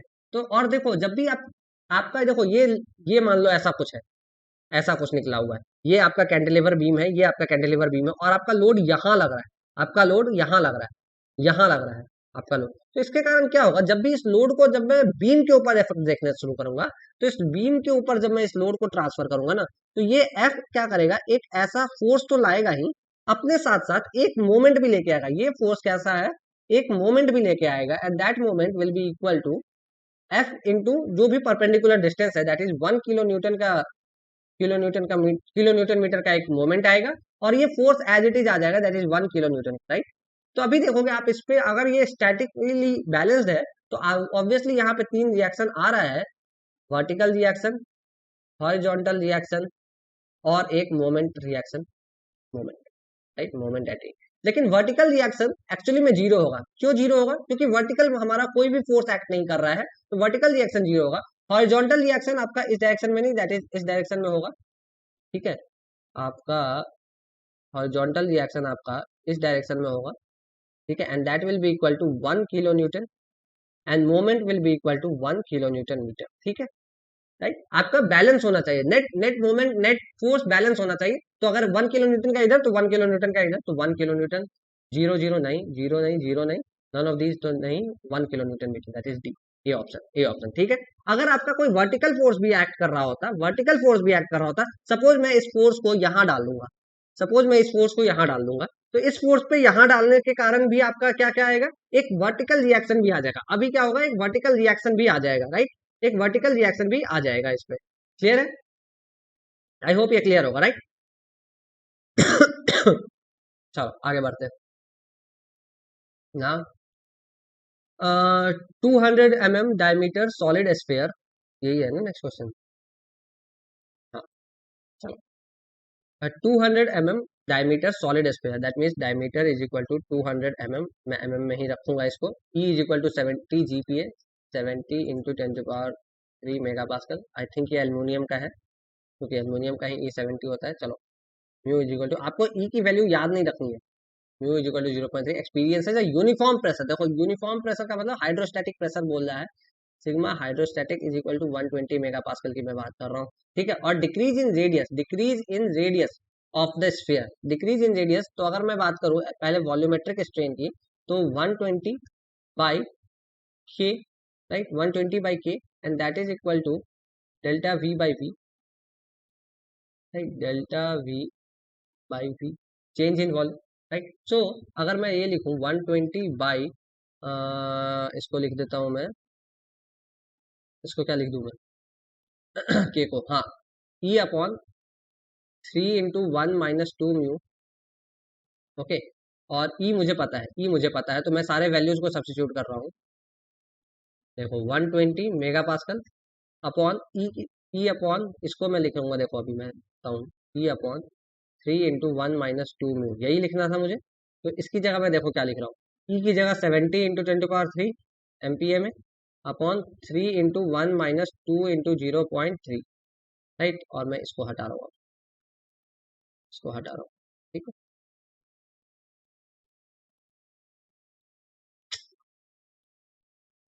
कभी कभी ना ये मुझे परेशान करता है, 70 × 10⁻³ upon 3 × 1 - 2 × 0.3, that's what this is. And this is equal to कितना आ रहा है, 120 × 3 × 0.4 ना, 0.4 divided by 70 divided by 1000 is equal to 2.05, 2.05 × 10⁻³ so delta V is equal to into volume करना होगा क्या, चलो ठीक है, एप्सिलॉन एक्स ही कर लेते हैं ना डायरेक्ट। तो epsilon x is equal to epsilon V by 3, क्योंकि epsilon X equal to epsilon Y equal to epsilon Z, तो epsilon V by 3, divided by 3, this divided by 3, and that is equal to 6.85 into 10 to power minus 4, 6.85 into 10 raised to power minus 4। so epsilon यानी कि delta epsilon x यानी कि delta R by are भी लिख सकता हूँ मैं, delta D by D को मैं डेल्टा आर बाई आर लिख सकता हूँ, is equal to 6.85 into 10 to power minus 4। So delta are,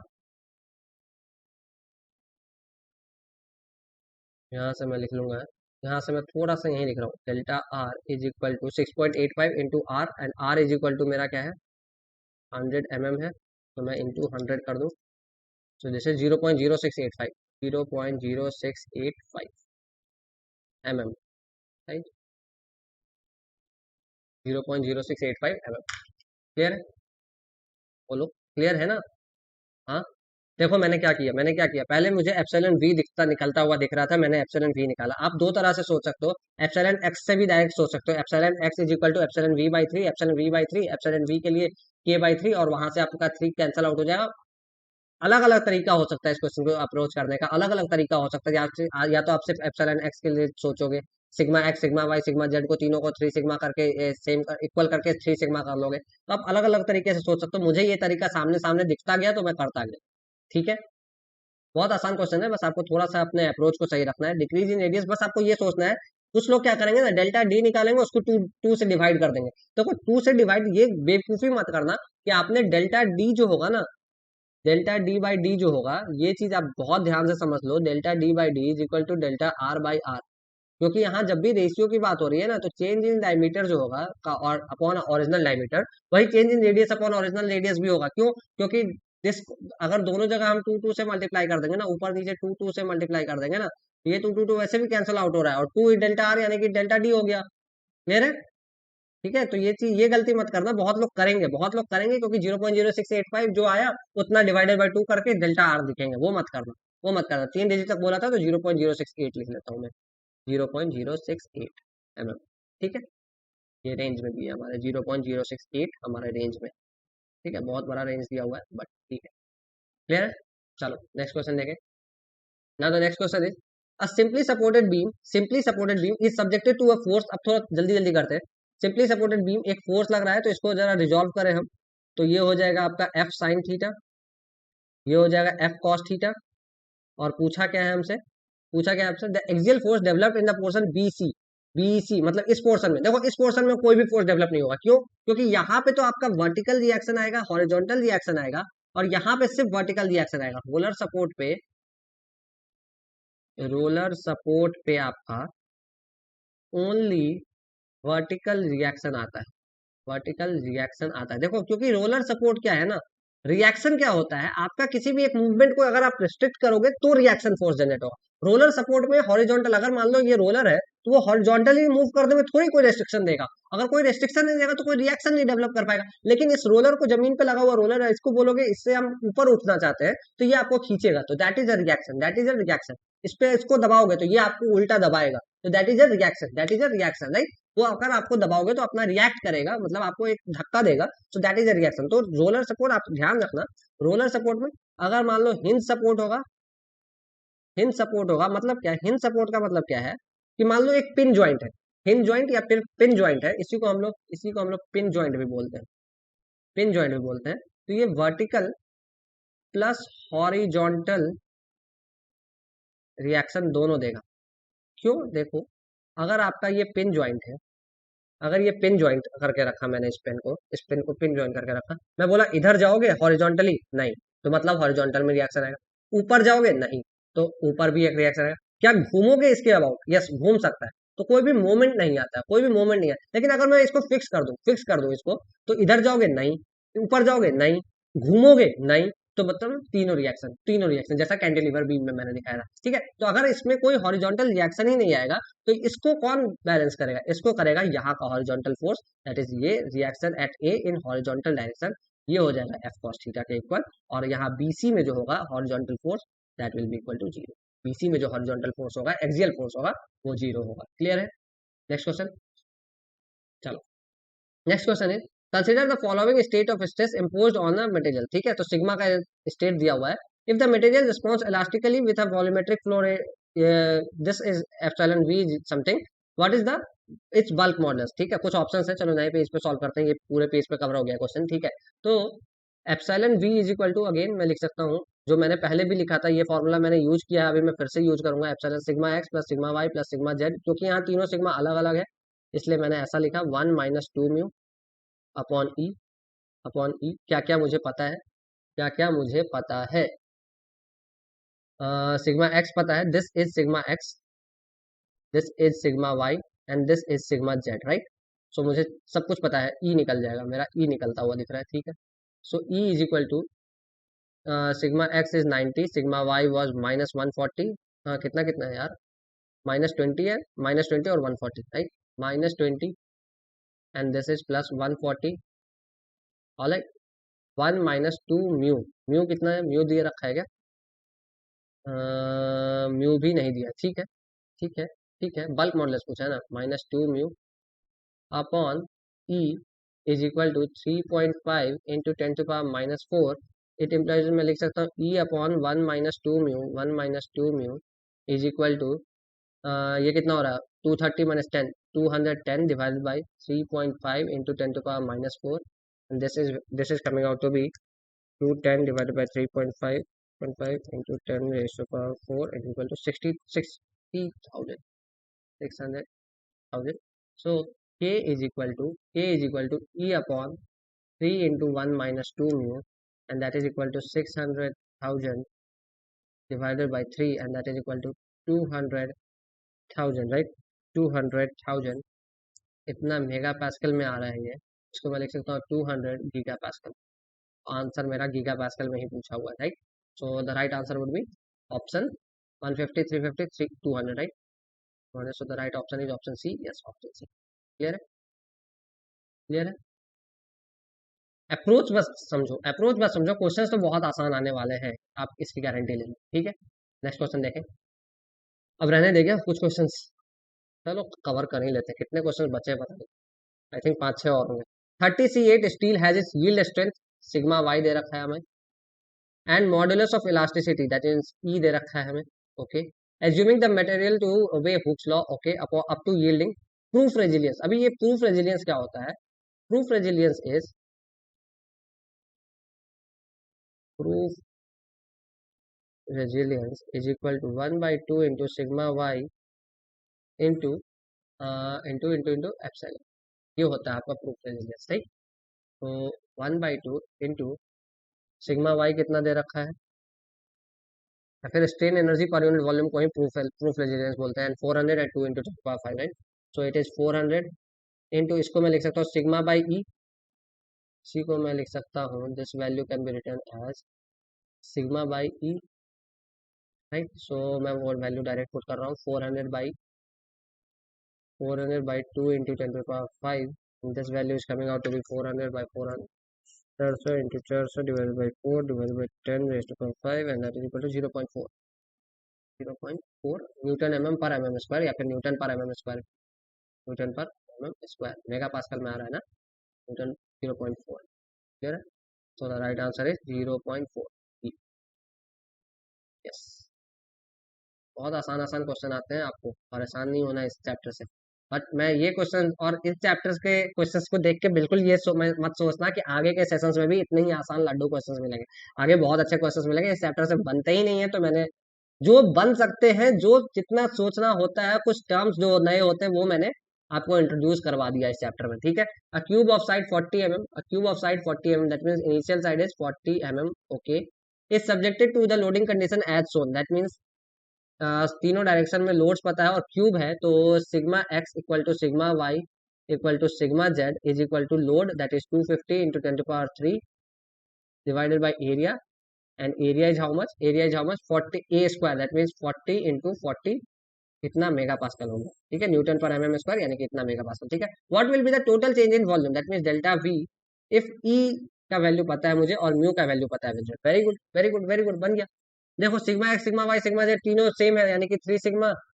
अब अगर मैं ये लिखूं, डेल्टा वी मुझसे पूछा है ना, देखो मैं क्या लिखता हूँ, epsilon we is equal to sigma x plus sigma Y plus sigma Z upon E into 1 - 2 mu, 1 - 2 mu, तीनों सेम है, तो मैं इसको ये लिख सकता हूँ 3 सिग्मा 1 - 2 म्यू अपॉन ई, यानी कि मैं लिख सकता हूँ सिग्मा, यही ये चीज़ें दी हुई है ना मुझे। ठीक है। तो delta V is equal to 3 sigma 1 - 2 mu into V upon E, ये सारी वैल्यूज मुझे पता है। 3 इंटू, देखो सिग्मा की जगह मैं लिखूंगा 250 into 10 to the power 3, 250 into 10 to the power 3 upon 40 into 40, 40 into 40, this is sigma multiplied by 1 - 2 mu, 1 - 2 mu मैं डायरेक्ट लिख लूँ 0.6, 0.6 multiplied by volume, volume is a cube, that means 40 का क्यूब, डिवाइडेड बाई ई, ई कितना है मेरा 100, 100 into 10 to the power 3, क्यों GPA में है, कितना आ रहा है ये 3 into 250 into 0.6 into 40 into 40 into 40 divide by 40 divide by 40 divide by 100, and that is equal to 180 आ रहा है, 180 आ रहा है। कैसे? बहुत आसानी से बहुत चीज़ों को आप कैंसिल आउट कर सकते हो, यहाँ देख लो, ये 10 to the power 3, 10 to the power 3 cancel out होगा, 40 का क्यूब 40, 40 कैंसिल आउट होगा, एक 40 बचेगा यहाँ, राइट, एक 40 बचेगा यहाँ, बस इतना ही है। अगर इसको भी आप कैंसिल आउट करोगे तो इंटू 10 हो जाएगा ये, और ये 250 इंटू 4 हो जाएगा, 250 इंटू 4, ये 4 से ये कैंसिल आउट हो जाएगा, ये 10 हो जाएगा। अरे यार ये तो सब कुछ ऐसे ही कैलकुलेट हो गया, 6 3 जा 18, 18 इंटू 10 180, 118। चलो मैं इतना कैलकुलेशन आपको आपके लिए छोड़ देता हूँ, आप कैंसिल आउट खुद से करना, वरना बहुत खिचमिच हो रहा है। ठीक है, चलो 180 रहने देता हूँ मैं, 180 क्या होगा ये, m m cube, right, m m cube नहीं पूछा है, चलो 180, राइट आंसर हमारा 180 भी है। ठीक है, ये सब कुछ आपको कैलकुलेटर के बिना हो रहा है। ठीक है, देखो आपके क्वेश्चंस भी ऐसे ही बन रहे हैं, पीएसयू में बिल्कुल आ सकते हैं, क्योंकि कैलकुलेटर के बिना ये बहुत आसानी से सॉल्व हो रहा है, राइट। चलो next question. Stress on an element in is shown in the figure, okay, plane stress, plane stress, that means यहाँ पे एलिमेंट है sigma z is equal to 0 है। ठीक है, ई पता है मुझे, के पता है मुझे, value of stress sigma such that no elongation in the direction of sigma, that means epsilon y is equal to 0। अगर मैं ऐसा डायरेक्शन ले लूँ, इसको वाई डायरेक्शन ले लूँ, इसको एक्स डायरेक्शन ले लूँ, ठीक है, तो जेड डायरेक्शन में स्ट्रेस 0, वाई डायरेक्शन में स्ट्रेन 0, कुछ ऐसा सिग्मा की वैल्यू ढूंढ के लाओ, कुछ ऐसा सिग्मा की वैल्यू ढूंढ के लाओ कि आपका वाई डायरेक्शन में 0 हो जाए। तो epsilon y is equal to, मैं लिख लूँ पहले sigma Y upon E minus mu times of sigma x upon E minus mu times of sigma Z upon E, generalise Hooke's law, ये टर्म डायरेक्टली 0। म्यू की value चाहिए मुझे, sigma x मुझे पता है, सिग्मा एक्स मुझे पता है, sigma X is equal to 100 mega pascal, right. E मुझे पता है is equal to something something जो भी है 200 गीगा पास्कल। के मुझे पता है 100 giga pascal. Sigma Y is equal to sigma, यही सिग्मा मुझे निकालना। अब देखो आपको म्यू चाहिए। ई का वैल्यू का आपको यूज दिख रहा है, इसमें आपका ई का वैल्यू दिख रहा है, ठीक है। अगर आप इसको देखोगे तो यानी कि यहाँ से लिख सकते हो sigma Y by E minus sigma mu sigma by E is equal to zero, epsilon y is equal to zero अगर होगा तो sigma is equal to mu sigma x या फिर म्यू सिग्मा एक्स, जैसे sigma x mu sigma x, यानी कि 100 100 मतलब मुझे म्यू चाहिए। अब म्यू निकालने के लिए मुझे ई और के पता है तो म्यू निकाल लूंगा मैं। So E is equal to 3k 1 - 2 mu and therefore यहाँ से आ रहा है 200 is equal to 3 into 100 into 1 - 2 mu, और ये कितना हो रहा है 300 2/3 1/3 2 mu is equal to 1/3 1/6 mu is equal to 1/6 आ रहा है, करके देख लेना। म्यू इज इक्वल टू 1/6 आ रहा है। मेरी कैलकुलेशन बहुत अच्छी हो गई है आप लोगों के साथ सॉल्व करते करते। म्यू 1/6 आ रहा है कैसे, इधर 2/3 हो रहा है लेफ्ट हैंड साइड पे, 1 - 2/3 is 1/3, so 1/3 2 mu is equal to 1/3, तो mu is equal to 1/6, mu is equal to 1/6, therefore sigma is equal to 100 into 1/6 and that is equal to 16.67, 100/6 is equal to 16.67, yes 16.67 mega pascal. तो अगर ये होगा sigma की value तो Y direction में आपका कोई भी स्ट्रेन नहीं आएगा, वाई डायरेक्शन में आपका कोई भी स्ट्रेन नहीं आएगा। राइट, क्लियर है? आई होप ये क्लियर होगा। चलो नेक्स्ट क्वेश्चन देखें। कितने क्वेश्चन हैं और 1 2 3 4 5 6, ओ माय गॉड 7, ये आखिरी क्वेश्चन, 7 क्वेश्चन और है, करना है या छोड़ दूं? मैं थक गया, बहुत लंबा लेक्चर हो गया यार ये। चलो यहीं तक रखते हैं अभी के लिए, ठीक है, आगे के क्वेश्चन खुद से ट्राई करो। ओके, मैं एक पेज ऐड करके यहाँ से लिख देता हूँ। Solve next questions on your phone. जैसा मैंने बोला था आपको असाइनमेंट्स मिलेगा, तो ये आपका असाइनमेंट है। Assignment for doubts reach out to me on, ठीक है, ठीक है, यहीं तक रखते हैं।